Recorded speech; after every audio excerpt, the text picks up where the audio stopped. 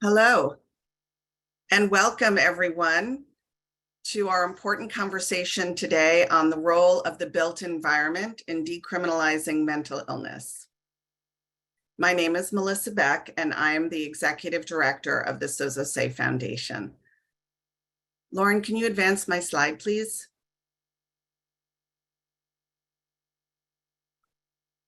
With me today are three extraordinary thinkers and speakers and partners to the foundation who have come together with us to explore this really interesting concept of the role of the built environment in our work to decriminalize mental illness. I'm not going to introduce them individually, as you've received their biographical statements, and you'll receive it at the end as well. So a quick agenda for our time together. We are starting on time, I'm happy to say, at noon, and we'll be in conversation until about 12:55. And then I will close us on time at 1:15. At about 12:55, I'll open for Q&A. Lauren, can you advance to the housekeeping slides, please? Thank you. One more, please. Thank you. So folks, if you haven't done so already, if you can please place your name and organizational affiliation, if you have one, in the chat, we'd be grateful. And again, welcome. We're so excited you're here with us. Everyone is muted. We're in webinar mode. So if you have questions, we ask that you place them in the Q&A area, which you should see at the bottom of your Zoom screen. We'll be looking at the Q&A, as I mentioned, when we get to that portion of the event. We'll be sending you a survey link in the chat and then through email, because as you know, we really value your input and hope that you'll share it with us about this convening and others. I would be remiss if I didn't ask you to please save the date for our next summit, April 16 and 17, 2024, once again in Philadelphia, Pennsylvania. And if you need technical support during this event, we ask that you email Karen Powell at her email that you see before you, or simply text her. Karen will also be on chat, and you can send her a note there. So what are the goals for our conversation today and what brings us together? The Sozosei Foundation, as I think everyone knows, is a philanthropic arm of Otsuka, which is a global healthcare company. Sozosei means creativity in Japanese, and creativity is one of our core values. In addition to creativity, curiosity is also one of our core values, and it very much drives how we think about our strategies and the entire field working together to decriminalize mental illness. So being curious means that you don't necessarily have a logic model that you're adhering to really tightly. It enables us to be open to new ideas and conversations with all of you about how to really advance data-driven solutions that will ensure that we're building a world where mental illness is not a crime. The evolution of this conversation is very much from, if you will, the Garden of Curiosity. It was conversations with Clyde and Rebecca and Katya about the foundation's work and about the work that they all do. So we came together and thought it would be fun to open this conversation to all of our participants. And again, we're so glad that you're with us today. We have 4 goals for our conversation. We're going to define what we mean by built environment. Then we're going to discuss the role of the built environment in efforts to decriminalize mental illness. We're going to share some concrete steps that our speakers have that will help us to take action on this question. And then, as I mentioned, we will receive your input and ideas. So let's begin, as promised, with a definition of the built environment. And Katya, I think you agreed to provide this to us. Thanks so much, Melissa. Thanks for having me. And I am really looking forward to this event. It is really, really great to be here in discussion with you and Rebecca and Clyde. The built environment, there are lots of ways that we can define it. So for the purposes of this conversation, we're going to say that the built environment. Katya, I think you got muted somehow. There you go. Oh.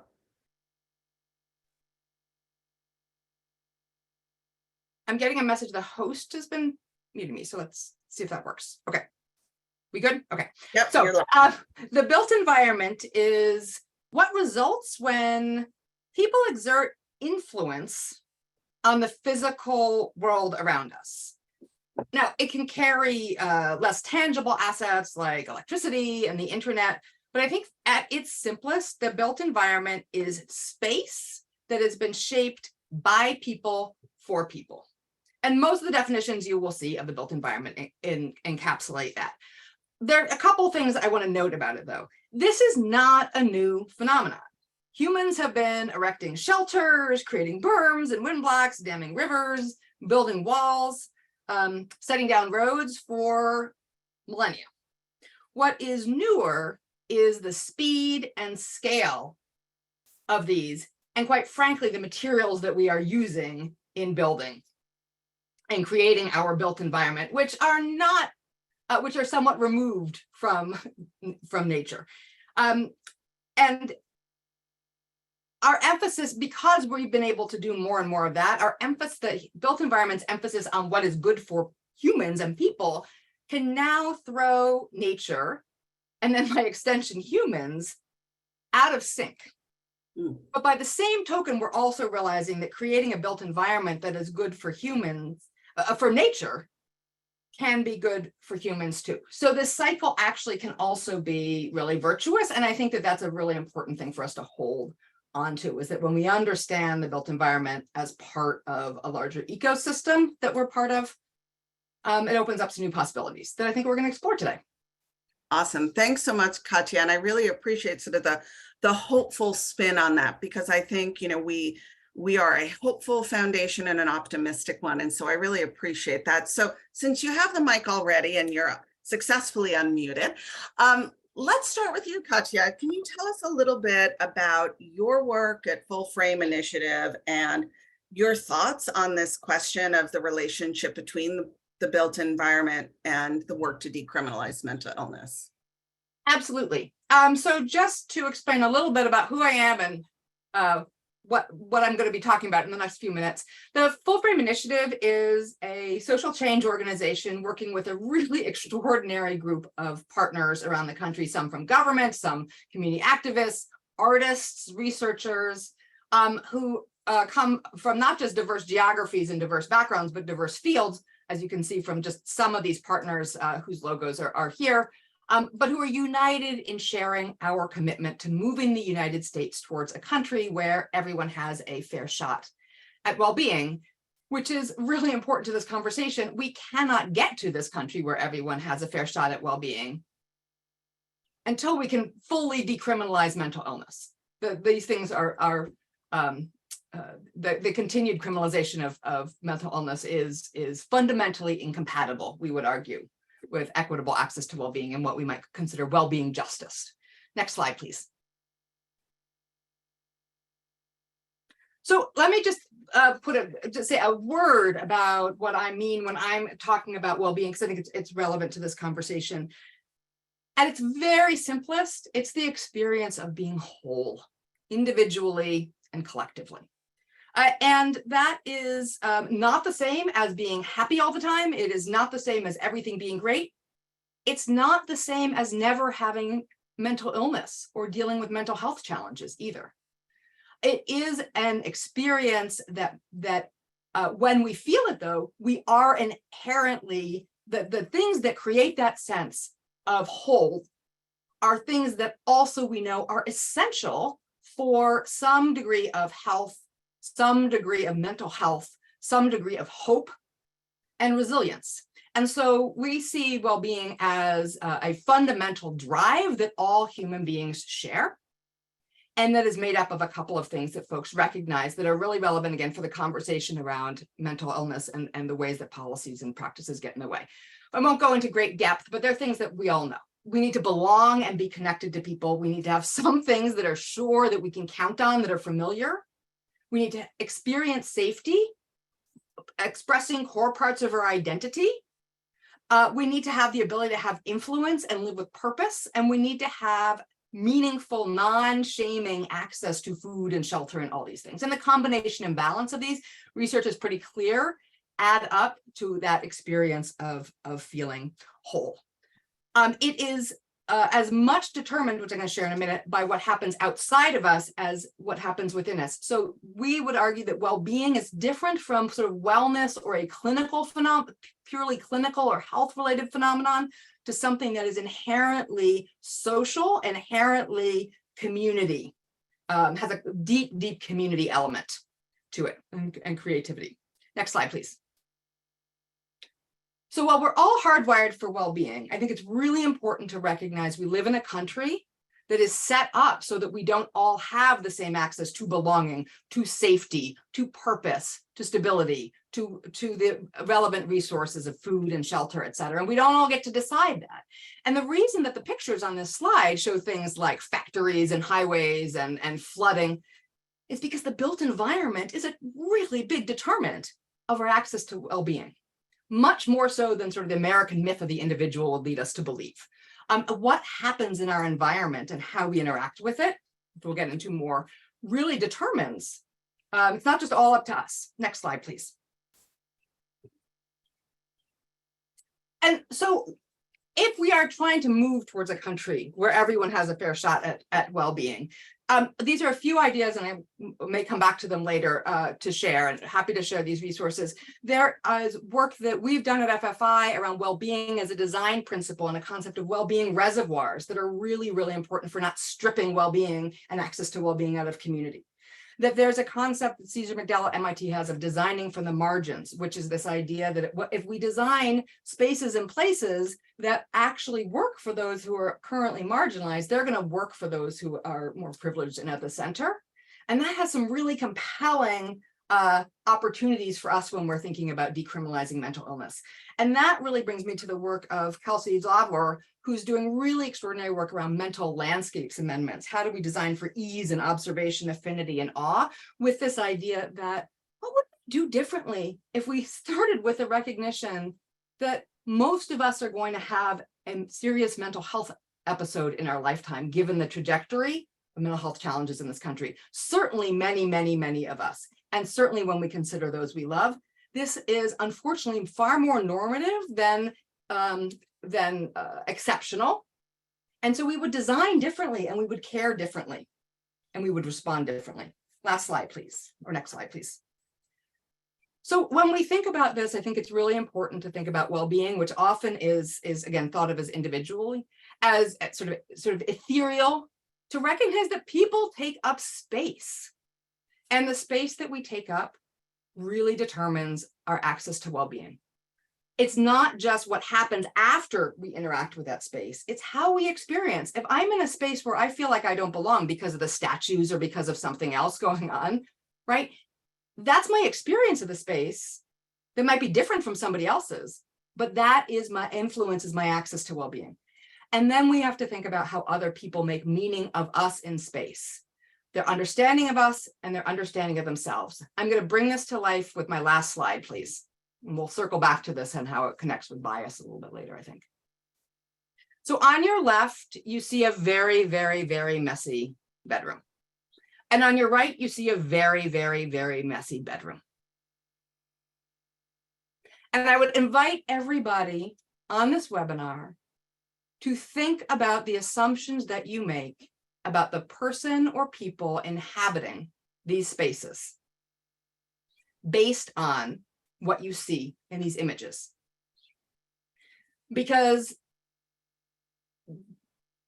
independent of the behavior of the individuals that are in there, if you have been socialized in this country, if you've been socialized in the West, you are really, really likely to make assumptions that the left-hand side is the folks there are more deviant and different, and on the right-hand side, they're centric.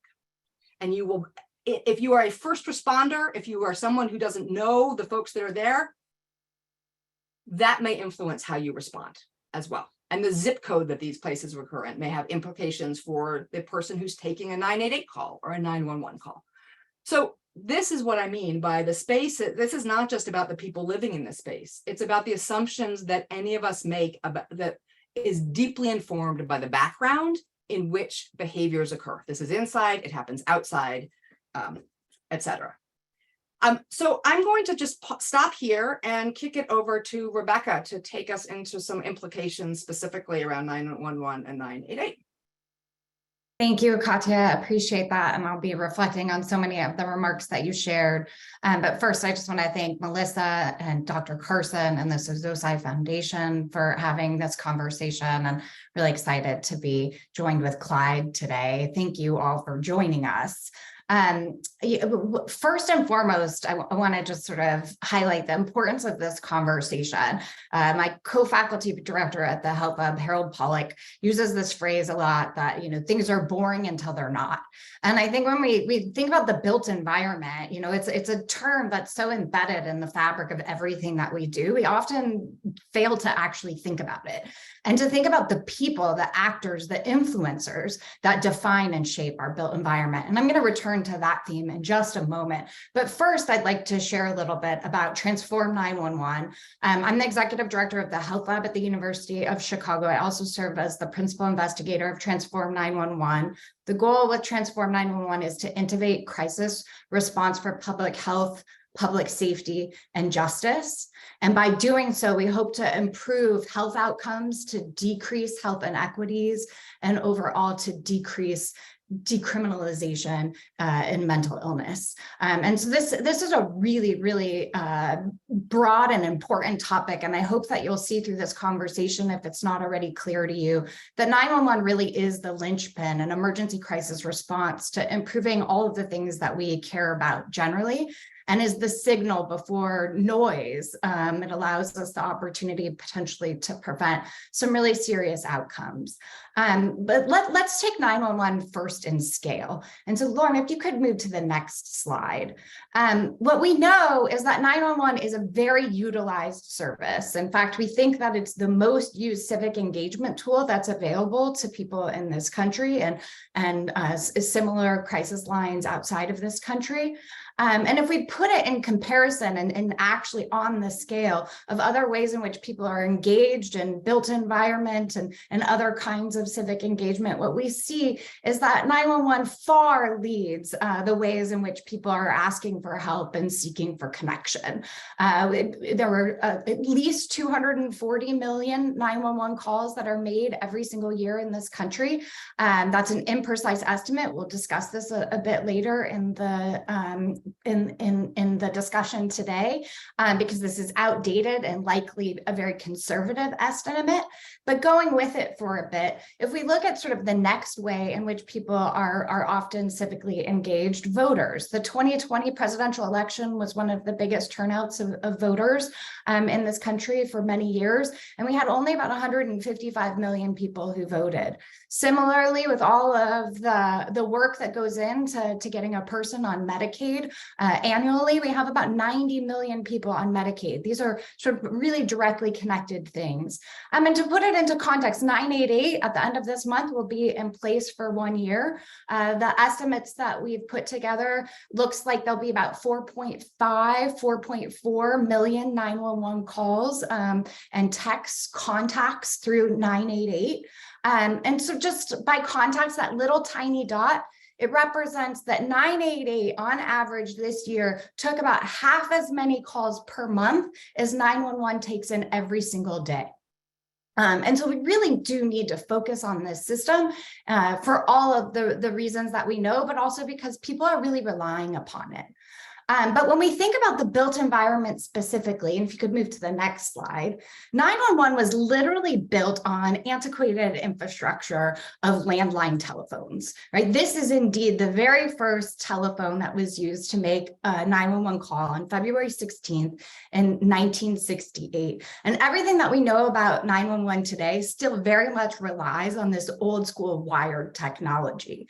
But to Katya's point about the built environment being shaped by people and for people, if we could move to the next slide, what we have to recognize is that our efforts around the built environment don't always have benevolent results for everyone in society.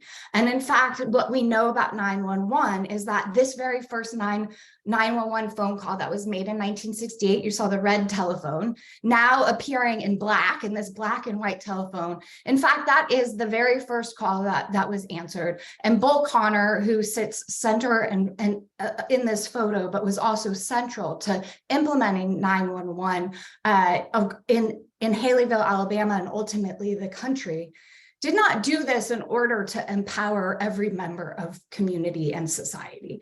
In fact, he was motivated in order to give white people the opportunity to control what they saw as disorder in their communities. And so when we think about 911, we have to think about how this built environment has both involved and disenfranchised large margins of the population. Next slide, please. But as we now are sort of entering 2023 and 2024, this is what the built environment of 911 and 988 and all of the collective ways in which we want to connect with each other, to seek support, to seek access to resources, comes through this built environment that is both seen and unseen. Much of it, sort of hinges above us, sort of in technology that I'm, not equipped to answer all questions about, but it's become this very complex set of systems that are interacting with each other and are highly vulnerable, particularly to changes in technology and to disasters. We'll talk further in this conversation about how, these infrastructures, these built environments get completely shut down for wildfires and tornadoes, and they leave marginalized people in our communities even more marginalized and disenfranchised. And finally, the next slide, please, Lauren. And so I also just want to communicate how different the reality of the 911 professionals is today. We don't have people answering rotary telephones at a stationary desk. Instead, we have these highly complex, nuanced environments that are trying to keep pace with the built environment and the technology that is rapidly changing in our society. But they don't have the support and the resources to do that effectively. And so this is part of the reason why our crisis system is so fragile and why we end up decriminalizing and over-responding in instances. So I will leave it there, but I'd love to hear from Clyde, who will share with us a little bit about how these experiences are helping to heal in communities. Thank you, Rebecca. Thank you, Katya, for that information. And thank you, Sozosei, for the opportunity to share our project with you all on the Zoom. I just have one slide, and this is a current capture of the 9 sites that we're working with around the country under the auspices of One Nation, One Project, which is an artistic endeavor being led by myself, my co-artistic director, Leah DeBesade, who's a theater maker, and an amazing array of fellow artists who are co-leading the project alongside with 2 principal partners, the National League of Cities and the Center for Arts and Medicine, and many, many others. We enter this in the spirit of collaboration, and we've asked people to sort of join us on an iterative journey in addition to these locations. And I'm just going to spend a little time talking about 2 particular places that are engaged around mental health and the built environment.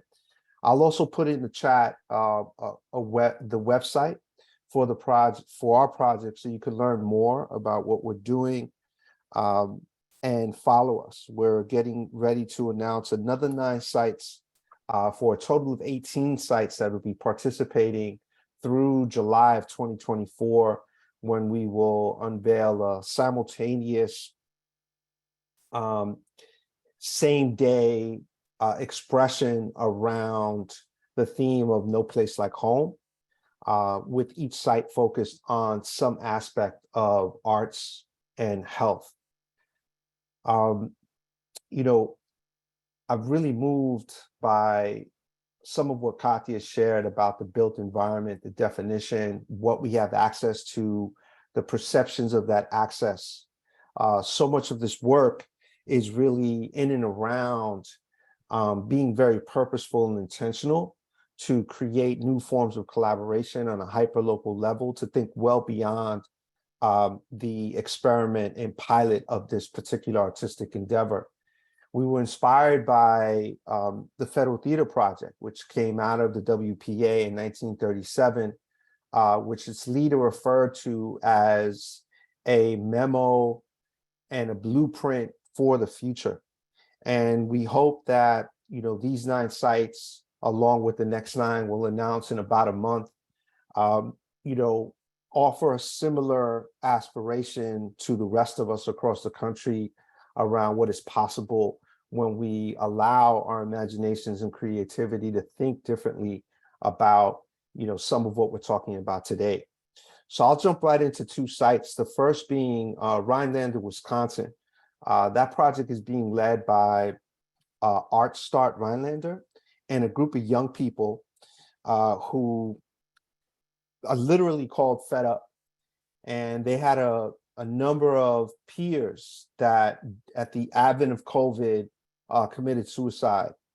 And they just decided that they wanted to do something about it. They're primarily a group of skaters. So they started to organize and, you know, are now working very closely with Art Start in the city of Rhinelander to build out a skate park that will also be a gathering place, that will also be an art park. And since they started organizing, they're engaged civically, actively. They've taken agency around the co-design of the park itself, which will be in the center of Rhinelander as a small municipality. And the city is so committed that they just, you know, ceded some public space towards a pop-up park leading up to a full-built park that was just approved about a month and a half ago by the city council.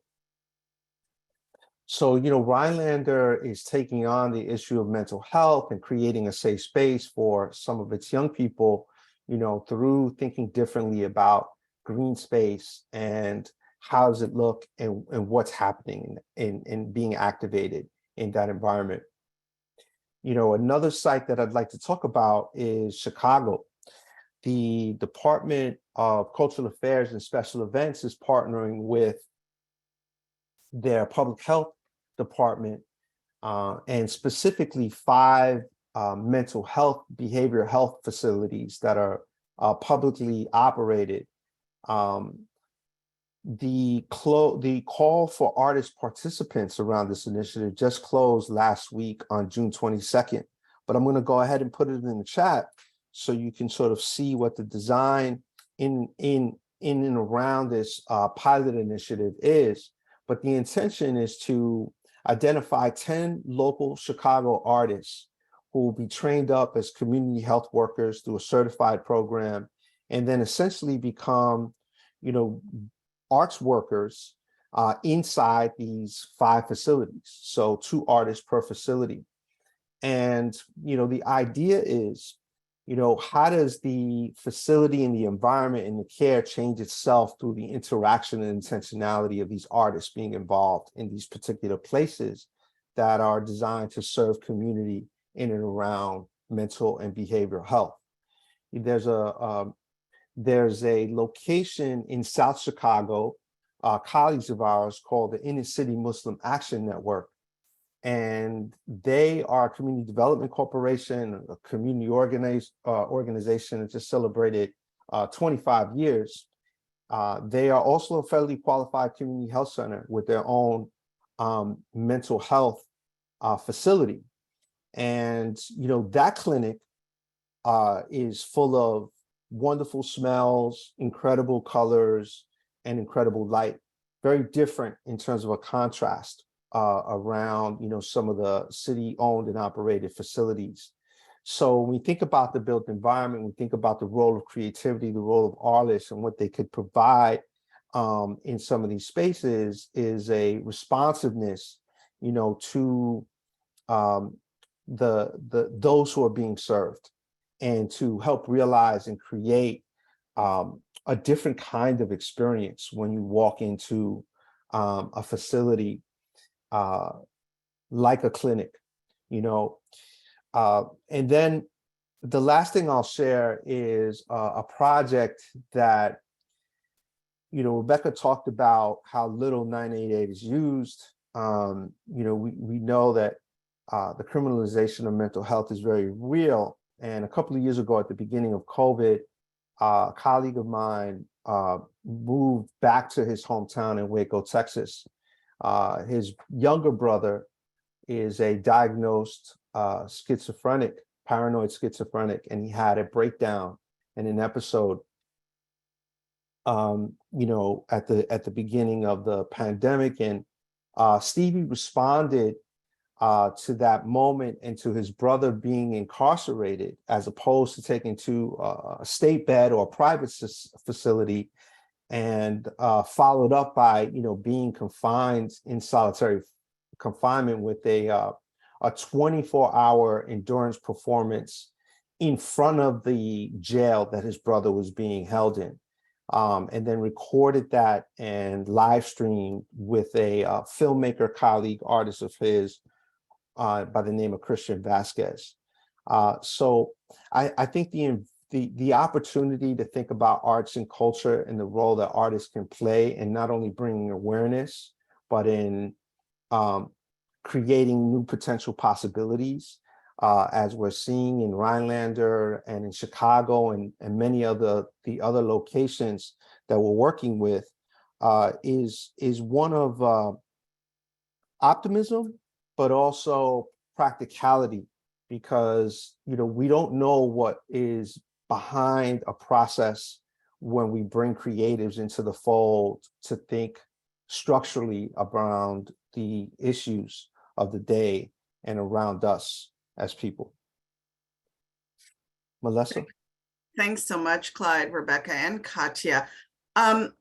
This has been such an expansive and interesting conversation so far. So I'm going to try to synthesize where we are and then move us a little bit forward with some challenges and opportunities. So we've started with the definition of the built environment. And Katya, you said something that I thought was so helpful, which is the built environment determines access to care, the ease at which one accesses care, or the challenges one faces. And then, of course, Rebecca led us through the really important history of 911, which I think we can agree was not centered on community or individual well-being, but rather crowd control and law enforcement. What's interesting, and of course essential to the decriminalization then, is the question of who is responding. And when Katya showed us those two pictures, I think we're also infusing into the conversation the issue of bias and perception and how we're socialized to view certain settings, certain built environments, certain people in a particular fashion that may indeed hinder access to care.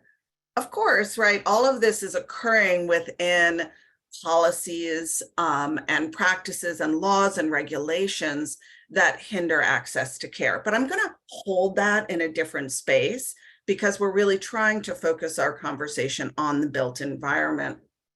And of course, Clyde, the role of the arts is critically important with all of this. And I think we don't necessarily think about the arts beyond a kind of therapeutic modality.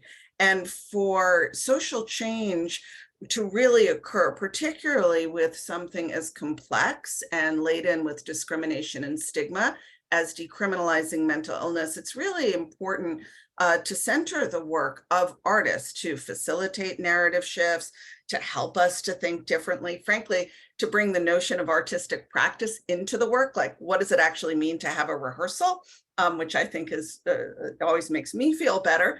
And how do we ensure that all of the literal built environment, the buildings, the clinics, the spaces, are both trauma informed and are always reaching toward care.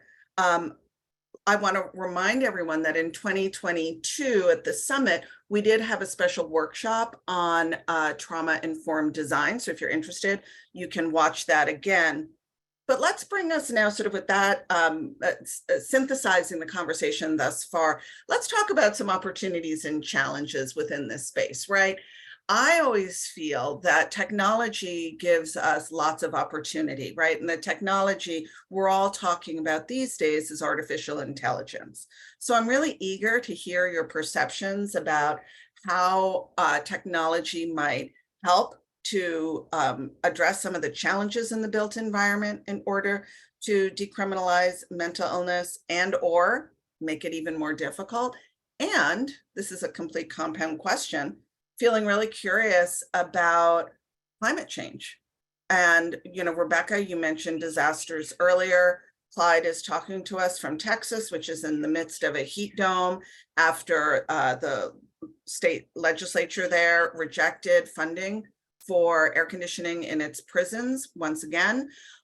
So let's talk about those things, technology and climate change. Anyone want to volunteer to go first? I'm happy to go first. And I really want to acknowledge first and foremost, the Transform 911 team involves so many more people than me, including FFI, our partners at Sozosei, and many people at the Help Up staff, but 130 plus people from all across the country who are experts in this space. And ultimately, we came up with a lot of recommendations through many deliberations and reviewing of the research.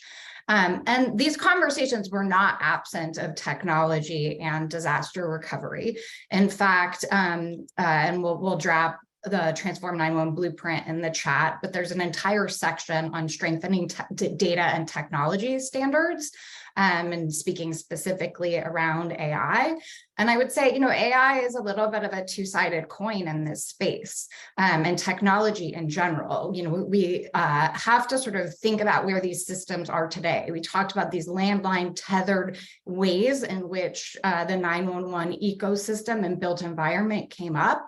And that still is very much something that we have to contend with today. Most people think that the technology in 911 and 988 is far further evolved than it is.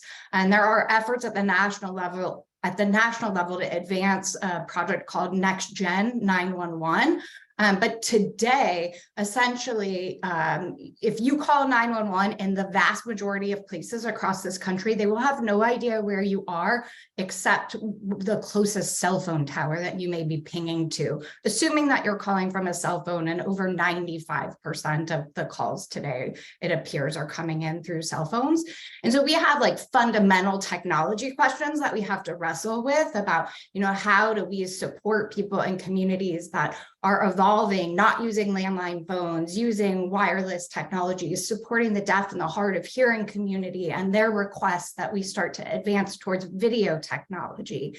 And one promising area in which AI has been proposed and is being looked at by a number of jurisdictions is in the quality assurance function. Because staffing and resources are so slim within most 911 centers today, the vast majority are doing no quality assurance work at all. And so there are some tools and some opportunities perhaps to look at patterns and practices to sort of strengthen when things are going well and to use lessons learned when they aren't. And so we're watching that carefully, but we need to watch it carefully. We cannot rely solely on technology, recognizing when people are experiencing crisis that they may be communicating differently and maybe communicating needs differently. So we have to be sensitive that the algorithms and the technology is really not going to be sensitive to that. And what we know is that many of these tools have biases that are baked in, and that could be incredibly problematic in trying to respond to people in crisis.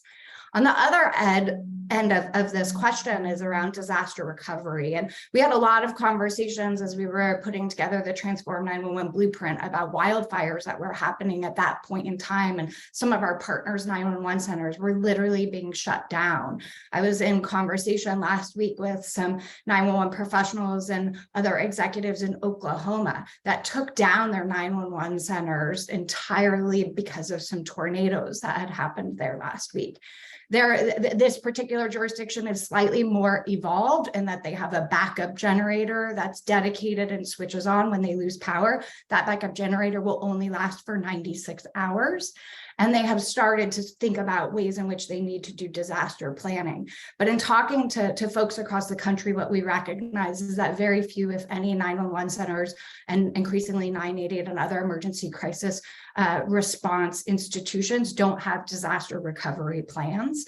And it's not just going to affect people who are in crisis, who are calling. It affects the personnel who are required to answer and respond to those calls, who are often really conflicted, like their house is in a tornado path. Do they stay at work? And what we know, and one of the themes from Transform 911 is that 911 centers should ultimately be independent and equal public safety entities. And there are examples in the past of when disasters have occurred that the 911 professionals have abandoned their post because there hasn't been leadership in those institutions.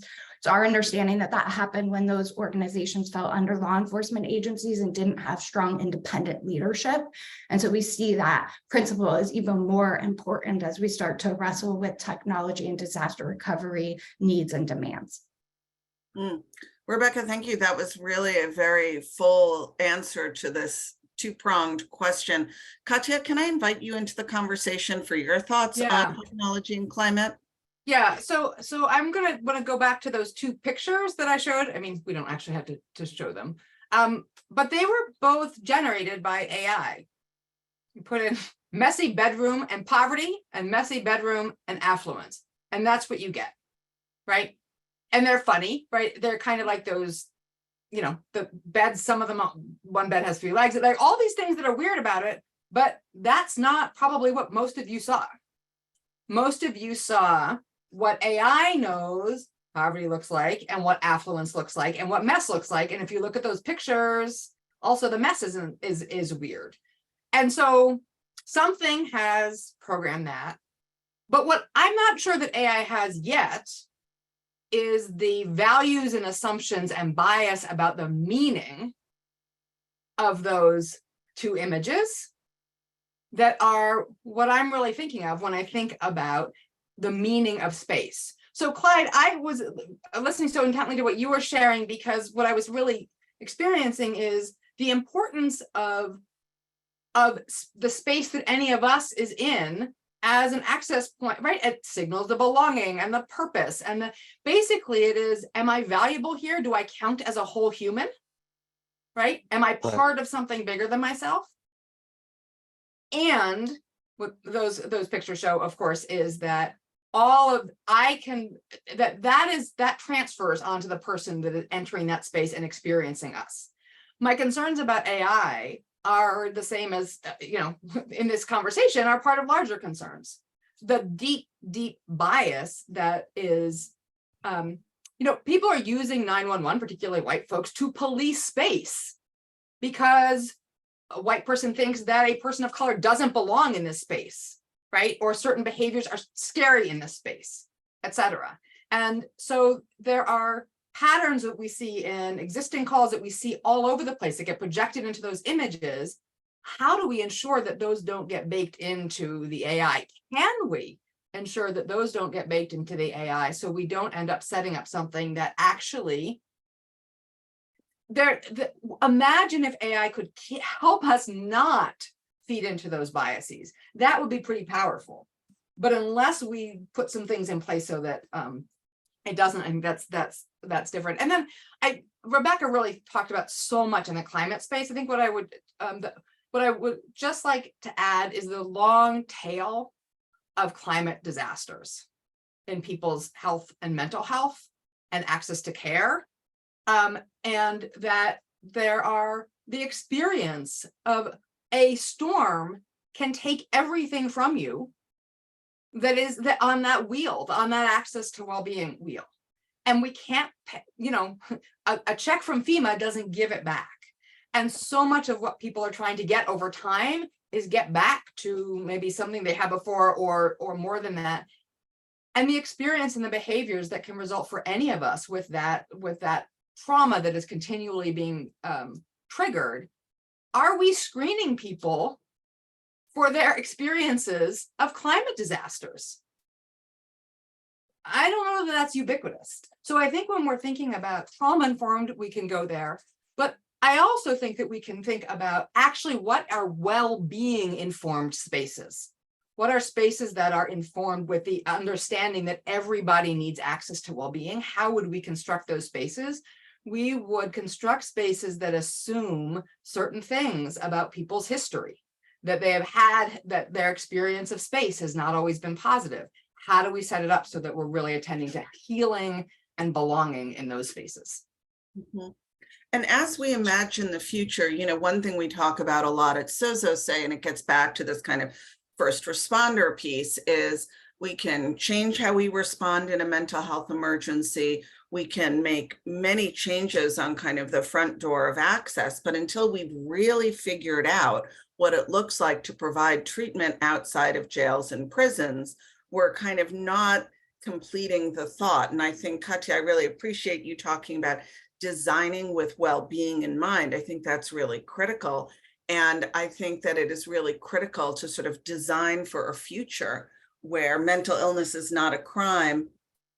How are we offering treatment to people? How are we making it accessible, and the important role of the built environment in there? And so, Clyde, there's some interesting projects that you described to us. How have you all been reflecting on technology and climate change and built environment and the role of the arts? Yeah, I mean, there's so much to what's being said, and it's making me think. It's almost inevitable as we are in conversation with folks that are doing the work on the ground, and in embracing this level of complexity with an intentionality and sort of an endpoint, but thinking about the ripples that we know that climate disaster and crises is really, I think, an environment that perhaps has accelerated for us over the last 2 decades, right? I mean, we know that the game has changed. It's changed on the climate level. It's changed culturally for us, and I'm speaking specifically as a country, and we could make the case certainly for the planet.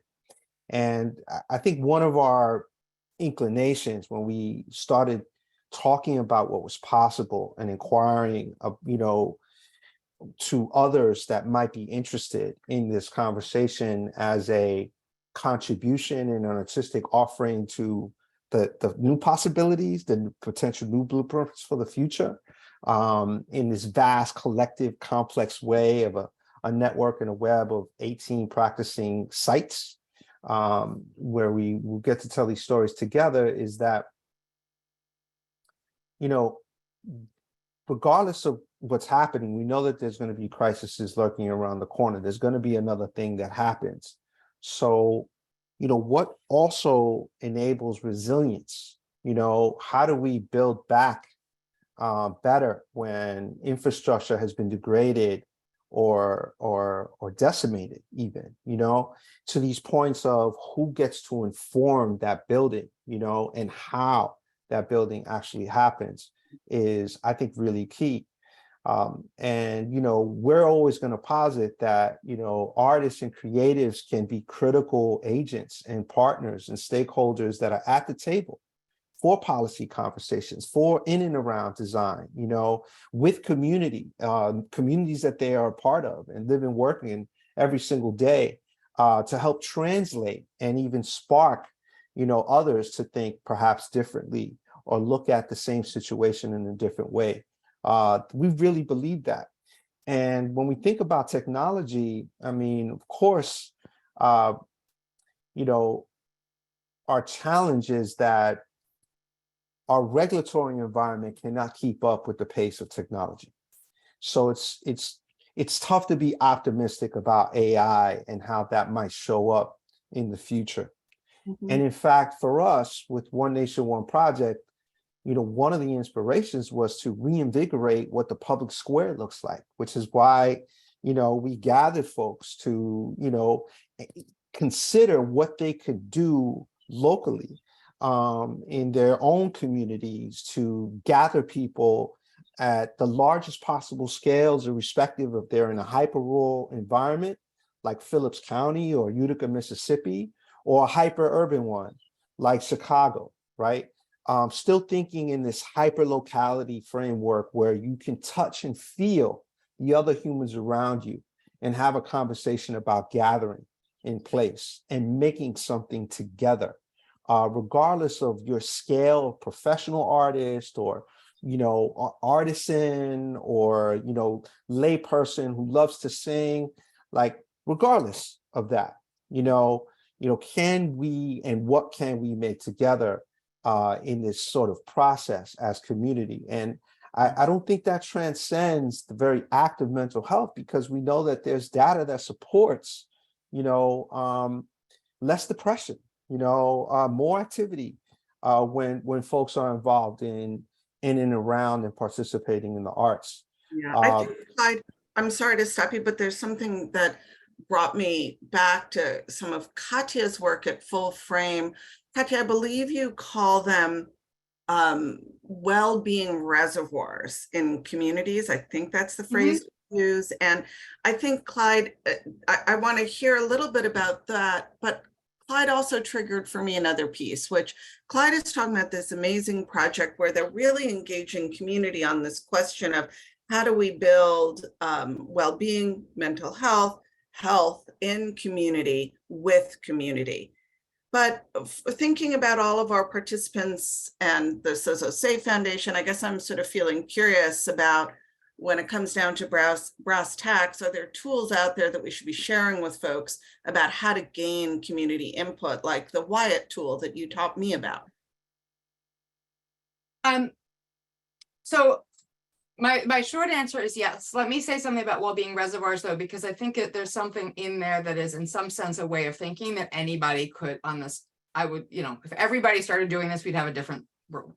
The idea of well-being reservoirs, and I have a slide about this, but fundamentally, these are physical places in communities that sort of grow organically, that may not be legally co-owned by a group of folks, but that people feel ownership and stewardship of them. They have a number of characteristics around sort of the kinds of social capital that people get access to, et cetera, but they're shock absorbers in community. And that's really important. Financial shock absorbers, well-being shock absorbers, health shock absorbers. And so I want to point to those as an important aspect, because they take me to this question that I would challenge everybody to start with. Whether you're doing individual work, clinical work, or whether you're an urban planner going into a community. We usually start with the question, often said with great compassion, what do you need? How can I help? What if that weren't our first question? What if our first question was, what do you have? What do you have? What is working? What is helping?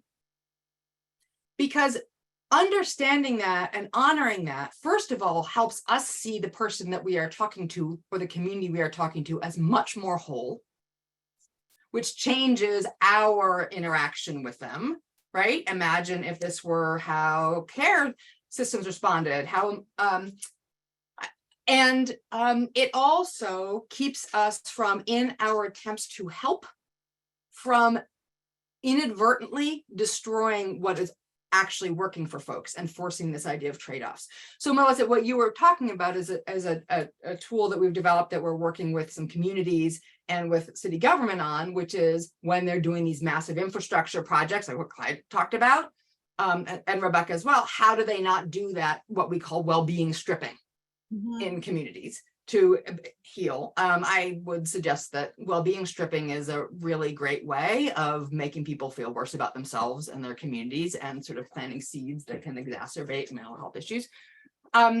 And there are two other resources that I will share. I will, when someone else is talking, I will put them in chat. I'm not good at multitasking. One is something called the Community Bill of Rights, which was co-created. FFI had the opportunity to work with 16 extraordinary community activists and leaders from across the country, put together 8 tenets for institutions of power in interacting with communities that have tremendous assets, even if they aren't financial assets, and if the ways that they're exerting power aren't traditional. And I think it's a really, really interesting starting point. And then, of course, I would love to talk to anybody who's interested in this question of how you think about well-being in the built environment. So there are these tools out there, but Yeah. I think my initial salvo is, before you get to complicated tools and before you get to complicated processes, just start by asking what you have. What do you have?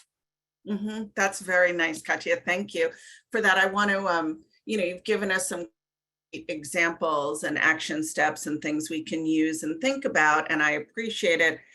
Rebecca, can I turn to you to hear some, you orchestrated this amazing process with Transform 911, and I know you're bringing the learnings from that project to 988 and its implementation. So can you share with us some of the findings of the Transform 911 blueprint and share that with our participants, concrete ideas? Yeah, absolutely. Thanks, Melissa. This was a work that was done by many. Frankly, if myself and my colleagues at U Chicago had written the Transform 911 blueprint, it would have been an academic book. Instead, and with FFI's support, what we put together was a blueprint with 7 points of really important transformation that apply beyond 911 to emergency, crisis, and first response writ large. Karen just posted in the chat a link to that 7-point plan. And what we did is we tried to create recommendations that really were sort of solid and evidence-based to the field. And then we gave action steps that individuals could do in order to move this work forward. It was exactly a year ago this week that we launched the blueprint, which is really exciting. And there's been a ton of progress and interest in this space. But what I would say is that the lack of investment overall in the emergency crisis response system is really sad. And it's part of the reason why we are having the conversation today that we are. This is not the built environment that's been designed to help learn about what people have and what they need to be made whole. But what I would argue is all of the people who are joining us today on this webinar, or maybe listening to it in the future, have some connection to 1 or 7 of these points. And that there are ways in which I would implore you, if you're a foundation or working within an arts organization or a mental health organization, that you can further infuse these principles in your work. So really invite you to do that, and particularly to think about ensuring the right response at the right time. How do we actually respond to people's needs instead of doing what we do today, which is defaulting to police response, which isn't really in anyone's best interest? How do we strengthen the data and the tech standards? How do we continue to further solidify this important concept of 911 centers and emergency crisis response principles being independent and equal to their public safety counterparts? I want to point out that 911 professionals are not classified at the federal level as first responders, and neither are new alternative first responders. That's a huge problem, and is going to require advocacy from everyone in order to change that going forward.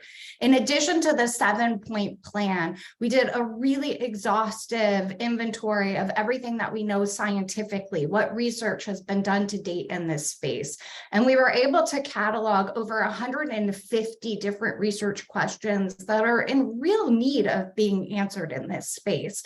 And the really savvy research community that participated in this work prioritized and winnowed that down to 6 priorities. And so I invite researchers, practitioners, and funders really to think about those 6 areas. And I'll just leave you with a couple of them for you to think about. First and foremost, we've been talking about race and bias. To date, there has never been a single study that looks at the impact of race, demography, geography on how 911 calls are coded or responded to. It's not an easy research question, but we have designed a way in which we feel like we can reliably analyze that. And we have been overwhelmed by the number of jurisdictions who have raised their hand to say we would participate in this study. So we're very much looking for partners to fund this work in order to answer some of those key questions. We still need to understand the fundamental intercepts about out how to make a 911 center independent and equal. And there's a lot of work that needs to be done there. When I started my remarks today, I said that we don't really know how many people call 911, and that is in fact the case. Unfortunately, there's never been federal leadership in order to compile how many people call 911 and what do they call 911 for. That is a real shame. It's a real problem. It's hard to figure out what to do and how to do things if you don't have that information. And so, it's a major national effort that we implore everyone to help push forward in the years to come in order to ensure that we have answers to these questions and that we can answer them in a nuanced way between 911 and 988 and all of the other resources that we may have and that we may need. But starting locally is a great place to begin. And so if you don't know your 911 center, there is a resource on the transform911.org website that would allow you to understand the geography and the sort of name of the 911 center that governs your area. 911 governance is a different kind of governance. You can have a for-profit organization in your community running your 911 and emergency crisis response systems. You can have a nonprofit, you can have a regional, you could, live in a city where you may have 75 different 911 centers. So, first and foremost, I encourage you all, if you don't know how 911 and 988 is working in your community, to learn that quickly. Mm-hmm. Wow. Thank you so much, Rebecca. And, we're really so thrilled and grateful to everyone's work on Transform 911 and highlighting these. I promised our group that I would try to stick to our agenda, and I've done not a good job with that. And so I need to welcome in some of the questions that are coming through chat. And if folks could put some in Q&A, I'd be grateful. I think this is a really interesting question that we received here. Large numbers of people with serious mental illness and addictions live in poverty, experience homelessness, and often reside in institutions including nursing homes, prisons, hospitals, and jails. How can we develop healing environments in the community for these populations? And I think I want to add to this question something that is critical to good ideas, which is money, to bring those ideas to life. So I guess I feel like we've talked a lot about pathways forward and the impact of built environments. Rebecca and Katya, since this question was posted, you've given us some concrete examples. So can we talk about funding? I'm feeling curious about the federal infrastructure funding. What can private philanthropy do? Who would like to start with that question about funders? Clyde? If I could jump into that, I think with the first cohort, that map I shared, part of the invitation in our partnership with the National League of Cities as a service organization that supports municipal leaders was to invite cities to work collaboratively with artists and their health sectors, however they define that, and dedicate American Rescue Plan Act dollars to the project as sort of like a pilot. Those resources were encouraged. So we have some examples where the public sector investment is pretty significant and unprecedented in some of the participating sites. City of Gainesville, their allocation, I believe, was just over $600,000 to support the project. That's local money that stays local to support additional artists, to realize the event, to experiment around, reducing youth gun violence in particular, which is, a form of decriminalization. The city of Winston-Salem, allocated over $1 million towards this project in consortium with a number of organizations, including the Arts Council, United Health, which is a local federally qualified health center, and the Kenya Institute for the Arts at UNC. In addition, there are private resources that are going to help be able to continue the learnings that emerge from the work. So I think for the beginning for us, we went into it with a both and, right? Trying to think about, how to leverage public dollars, again, in response and inspired by the Federal Theater Project, and then also how to leverage, philanthropy well beyond the arts and culture framework as well. And we have some successful examples of where that's happening, where there's both public and private resources. Most of our project, in fact, 100% of our funding is private, but we're making investments and collaborating very directly with some municipalities to leverage our dollars in ways that they can't leverage their public resources. It creates more flexibility in and around the project. So it's a both and. And as I like to say, you know, you can't have strong public-private partnerships without a strong public. And, you know, the public is all of us, right? It's that this informed process that Katya is really, you know, I think hitting the nail on the head with, in terms of like how the kinds of questions you enter into to inform collaboration in this work. But it's definitely a both and if we're going to be innovative and imagine a different kind of future.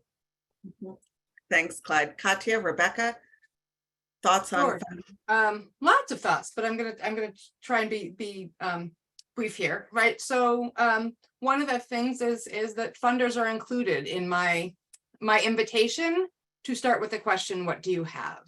I think that there's just a long history of nonprofits and philanthropy reinforcing this narrative of a race to what, you know, sort of describing the communities as the most broken, the most in need, the most, et cetera, which just enhances these mental models that are so damning and damaging.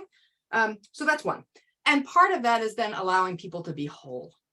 That part of the when their narrow focus is just on addressing mental illness, it's very easy to conflate people with that and to make people just into that experience. And people are more than any one thing. And people with mental health issues and people with mental illnesses, that may be what they share, but they're so different in other ways, which everybody on this call knows. And yet it's not how policy works. It's not how so much of funding works. I think I'd also encourage just two more things ratcheting out. Philanthropy to really recognize that we are a social species, and how much of philanthropy, and this goes to the homelessness question as well, and poverty, is focused on helping individuals or individual families in ways that actually force these well-being trade-offs around space and connection and belonging and other things. And that's just a complexity to hold. Doesn't mean individual services and supports aren't necessary, but they're in the context of relationships and something that is larger than ourselves, from which we derive, all of us derive meaning. And so that takes me to where I started, that space matters. And you know, what I think has become so clear on this webinar is all these different ways that there are fundamentally underexplored levers for addressing social problems. And generally things like, we do have a sort of dosing problem in this country. We don't have enough services. The wait lists are incredible. If you've got a teen with a mental health issue, that is scary. And just dealing with that dosing problem is not going to solve everything. And so for funders that are wedded to a specific theory of change, instead of Melissa, where you started us off with curious about what's missing, that to me is the real opportunity, is that there are very different kinds of investments in that might actually be really meaningful levers. And quite frankly, those of us that are exploring those other levers sometimes have a hard time getting to the table, because who wants to be the one that's like, excuse me, funder, I think you're the problem with your theory of change. Sometimes you get to say that, but sometimes you don't. So if there's an opportunity for more curiosity around some of this, I think that would ultimately be really important for decriminalizing mental illness and so many other challenges. Wonderful. Thank you. Rebecca? Yeah, I'll be quick. I know we're short on time, but I think there are no shortage of opportunities. And what I would say is, if you're a funder or a program, you run a program, or you're a community member and you're not already working in the emergency crisis response space, I challenge you to please look at the blueprint and to figure out why you aren't, because I think that this really does encompass really all of the goals and the priorities that we've discussed. And there's no wrong way to get involved, but we are offering lots of opportunities for folks to look at how they can expand and become a part of transforming what our emergency crisis response system looks like for better outcomes for everyone, people in crisis, as well as the staff responsible for responding. Mhm. Thank you so much, Rebecca. I see that our colleague Ted has put a question in that I'm going to respond to, or ask you all to respond to. And folks, don't feel like if I don't get my question in now, it won't be answered. We'll get back to you. We can continue offline, etc. So Ted, thanks for submitting this. Any comments about 911/law enforcement willingness to shift their response? Last Friday, Kaiser Health News had an article that discussed 911 shifting from police to behavioral health responses, but also highlighted some police unions that are worried that this will divert money from them. And Ted includes the link. So folks, any thoughts about that? The willingness, if you will, of law enforcement? Rebecca, I know you're deep in this work. Yeah, I mean, I think that there's not a lot of reticence, actually, that this isn't a highly controversial issue. Most law enforcement executives and many officers have been saying for decades that constantly responding to 911 calls, that they're not really well-resourced, trained, equipped to respond to is not good for them. And so I truly believe that this is at the root of acrimony between police and community tensions, is the sort of requirement that police are supposed to respond to all of this stuff that they can't respond to well, and communities continue to feel dissatisfied and won't call 911 the next time because the response hasn't been so positive. It was one of the leading challenges and hypotheses of Transform 911. Could we bring people together who had dialectical opposed ideas about policing, whether it be defund or not? And could people come and find common ground and on these recommendations? And in fact, people could, and it wasn't as far of a gulf. In fact, most people came wanting really the same things.